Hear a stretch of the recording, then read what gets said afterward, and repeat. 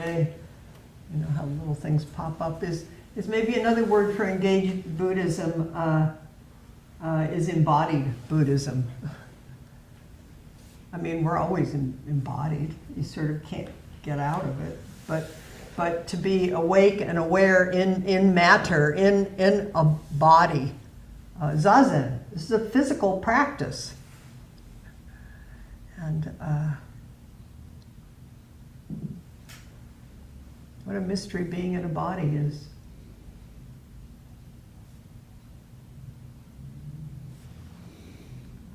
So Zenju Earthlyn Manuel is an African-American Zen teacher. She's in our lineage. She was empowered to teach by Blanche Hartman, the San Francisco Zen Center. And I think she's an amazing teacher, and one of the things I love about her and trust about her, and not that I don't trust, I mean, one of the particular things that I love and trust about her is that because she's from our lineage, I know that she sat lots of sessions. And I know that she practiced for a long time at San Francisco Zen Center. And I know that it was uncomfortable there as one of the few African-American practitioners there. And there was some kind of ground that she, some fierceness, I think. And of course, when I look back of why did I go to San Francisco Zen Center when I was 26 years old, I now think, I mean, I wouldn't have said it then, it's desperation. It's like the world just looked kind of crazy. So some of us go here, some of us go there, but she is deeply rooted in this tradition, and she speaks from that place. I brought out again the book, one of her first, The Way of Tenderness, Awakening Through Race, Sexuality, and Gender, which is a real, I read it again and I thought, this is just brilliant. First of all, I mean, race, sexuality, and gender, people don't usually, when they come up against those topics, wouldn't use the word tender. Usually it gets divisive or shut down, or we go into our stuff of this and that. But to teach it and to know it through her, that she sat through enough of the pain of this, I really trust that something was tenderized. And she's also simultaneously very fierce, which to me is like, what an amazing teaching, that you don't have to be this or that. Be strong, upright, fierce, and your heart can be so tender and so wide open to the suffering and the beauty of the world.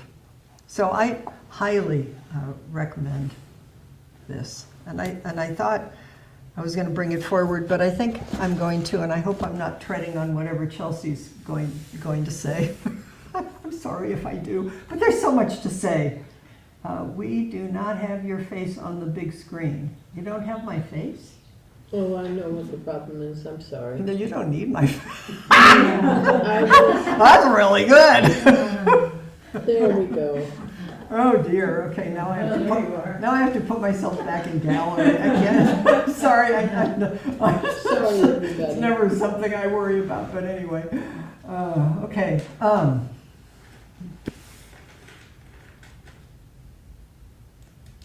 Opening to darkness. I'm going to pull forward different parts from this. I think the commentary maybe I want to do to begin with is just in a personal way. I think often religions kind of do ascension. You know, it's like is let's go into the light, or let's be enlightened, or that's a kind of language that maybe it's because I'm not very good at it. I've always been much more attracted to Black Madonnas and Earth and and a kind of desperation to find out what is it to be embodied with and for all beings. What is it to be here? And Zazen is such a profound and beautiful and fierce and tender practice. You just sit down in the midst of it, in a body and in a breath, which is so ephemeral, but we're not going out of our bodies up into anything. I think we're learning how to be here. And the minute you make that kind of vow, which I think is a bodhisattva vow, then you're into the whole mess and beauty of race, sexuality, and gender, and everything else. And Zenju is so clear about how you can't skip any of this. So, having said that, I'm going to do what I've been doing with other wise teachers and just share some of her words. But I'm going to start with a poem. She calls it a poem prayer, or prayer poem, a poetic prayer that she wrote at the onset of the coronavirus pandemic. Can you remember the feeling of what that was like? It's like, where are we? And everything that we thought we knew, it wasn't anymore. And everything that was any kind of certainty in the light it felt kind of like maybe on reflection that some kind of cloud had come over the sun. And we're just now coming out of it, although I think we're not as out of that as we think we are. But that's another time. This is called Opening to the Absence of Light. So why don't you just take a breath and it's a poetic prayer, just let it touch you, come in. In the beginning, the dark water of the womb was home. Without eyes, ears, a nose, a tongue, without light, there was still sight. Smell, sound, taste, and touch. We descended in birth from the great mystery of the dark, making us rich and full with the forever unknown. In the dark waters of our beginnings, we did not know light, so there was no fear of darkness. Life was dark, and we rested in it. In this place of origin, we still live. Massive blackness surrounding us, not good or bad, itself unattached to light, yet related. Upon our birth, light was as unknown as the darkness from which we came. Radiance, bright to our new eyes and body, was undefinable, and we were left to explore this light in the same way we explored our home of darkness. We were without words, uncertain of the light or the dark we speak of.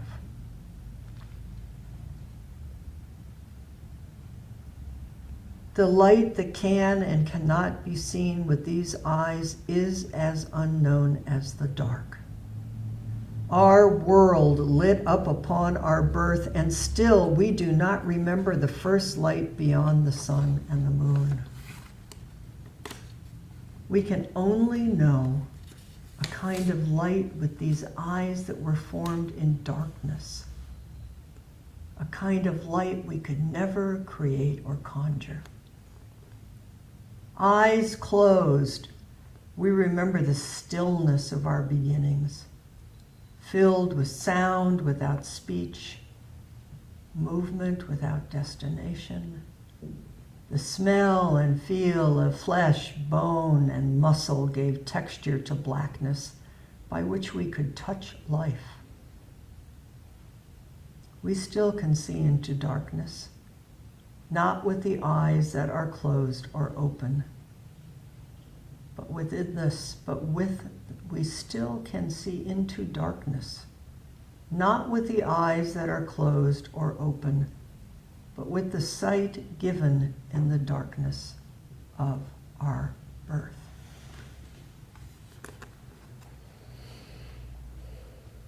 Eyes that are not closed or open. Zazen eyes. There's beautiful language that's not brought forward so often of the womb of the Tathagata. But it's all the womb of the Tathagata. I mean, she's really playing in this without saying it, really.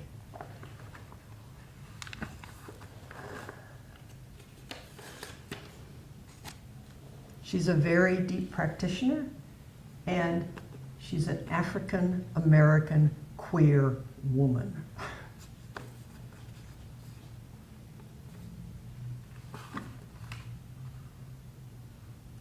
The existence of darkness in our lives and in the world has been used to distort and undermine darkness, as well as to promote and justify the purity of lightness.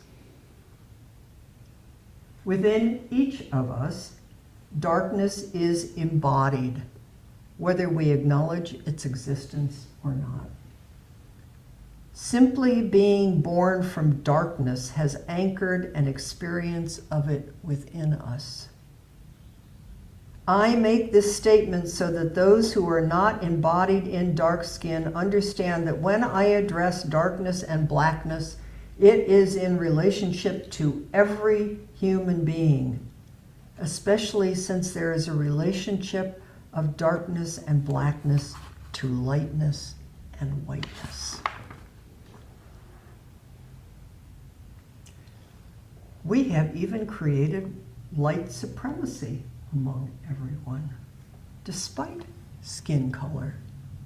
It is this supremacy that makes it important to explore beneath the words and the experiences attached to the words in order to transform and heal the fear and anxiety around darkness and blackness. And it's being rendered inferior to lightness and whiteness.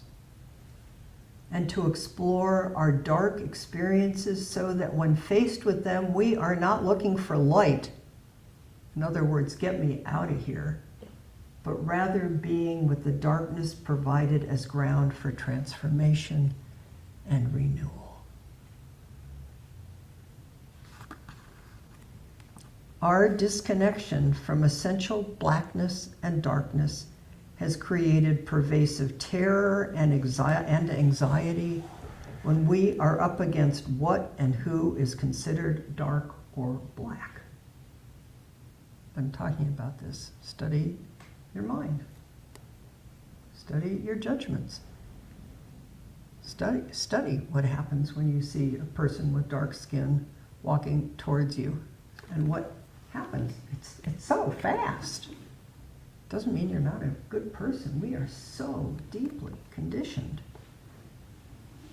But more importantly, the severance has stunted the growth of humanity and has moved us further away from ascension, from what we are already awake to. Isn't that beautiful? You don't have to ascend into awakeness. It's already here. We are born with a fear of darkness as a valuable instinct. It was originally a capacity to be used in surviving the forest, open land, and sea. And when this primal fear, because it is a primal fear, study it as a primal fear in the body, is intensified by things in our contemporary lives, the terror of darkness, a terror wired within us since birth, can cause us to eliminate anything and everything dark in our lives. We all know really well that politics are being played. There's a lot of fear politics, because once you tap into primal fear, you're not in thinking any kind of discerning mind anymore. It's a primal body, which is a beautiful body, but you need to be grounded in it. In essence, the sight of darkness and blackness, or the feel of darkness, can trigger an ancient primal response to eliminate, to kill in various ways, or to annihilate darkness and blackness without seeing that there is no need to do so. It's called ancient twisted karma. The appearance of darkness and blackness doesn't always signal danger. It may be exactly the dark experience needed or the dark person in mood or body needed at the time to help us navigate life. When we seek to eliminate darkness, we remove the place, the womb in which we awaken. We lose our ground on the earth. The earth is dark. And I'm a gardener. I mean, I don't get to do it as much as I used to, but I love the earth is how I healed myself. You put your hands in the dark earth. To reclaim the purity of darkness and blackness is to recall its role in shaking us loose of who we think we are or what we think is happening in life.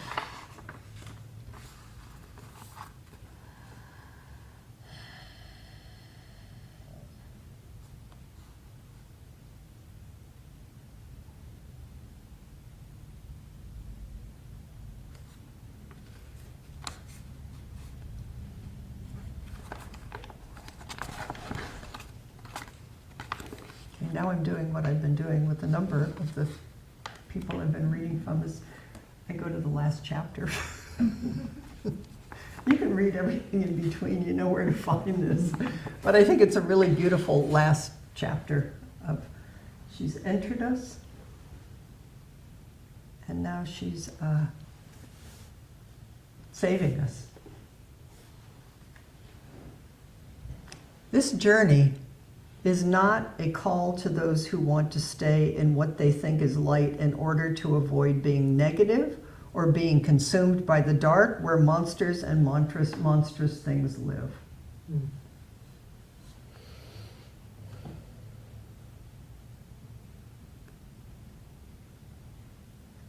It's like someone saying, I think it was Trungpa, that once you enter the path, you need to follow it all the way through.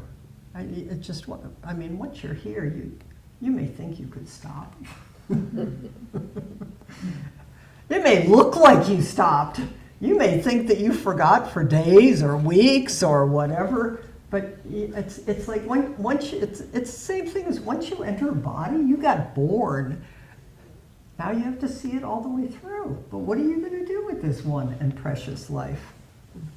It is not for those who think they can give light through their words, songs, or cheery dispositions. I'm sorry. It is not for those who want to remain wedded to the fear and or not willing to reconsider that which they were taught in relationship to darkness. This call is not for those who are interested in sustaining some imagined protection from darkness. You have no idea what's going to happen next, and neither do I. That's both wonderfully enlivening, and it's terrifying, actually. I mean, to the self, if you really, like, what's going on here? Who are we, and what are we doing, and what's the world going to do next? And I never knew it anyway, and I just get out of bed as some kind of act of faith, and the whole thing is really kind of an amazing mystery. My skin is getting older, and I don't know, the seasons, anyway, I think you get it. It is for the brave ones, the ones who remember living in dark times as a place of power and clear seeing. It's like, oh, we got bored. Seems to be in a dark time. A lot of our life wasn't, but we seem to be in one. And with the climate crisis and we got born in a time. It's like, wow, good work, Bodhisattvas. You chose a good one. There is a common ground in the darkness. We do not know anything until it has come from the darkness. We do not know light until it has been shaped by darkness. We cannot expect to be saved either from ourselves or from one another, or to save the earth without understanding and opening to the existence of darkness and blackness called life.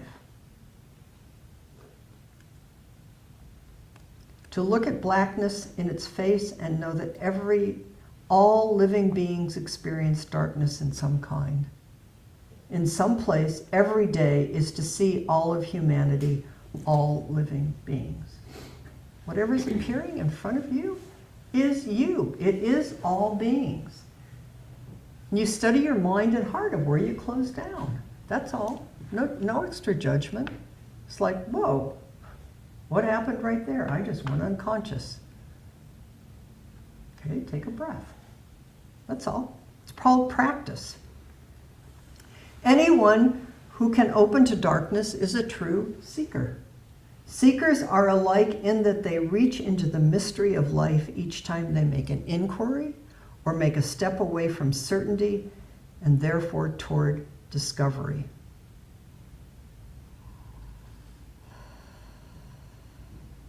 There is excitement in seeking oneself in the darkness.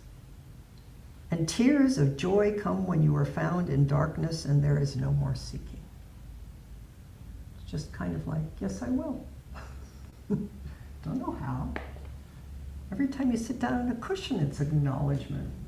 It's kind of an amazing, it's why most people don't meditate. Well, maybe more and more people. To sit down with the self, to feel this life and this body, to really, honestly not turn away from being alive and interrelated with everything is really joyful. And actually, there are moments where it's just downright terrifying. It's like, I think I'll just go have a beer now. No. Beer's fine, but pay attention to how you use it. Consider darkness before breath as simply the great suspension. Consider that the ever-increasing darkness on the planet is calling us away from our clinging, suspending us in the ancient cosmos, in the unknown that was before us. Consider that we are being called to enter the middle of nowhere. We are being called to enter the middle of nowhere. She's amazing, huh? To follow nothing into nothingness, into deathlessness. Well, that sounds fun.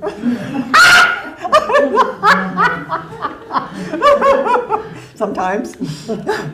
To open into openness.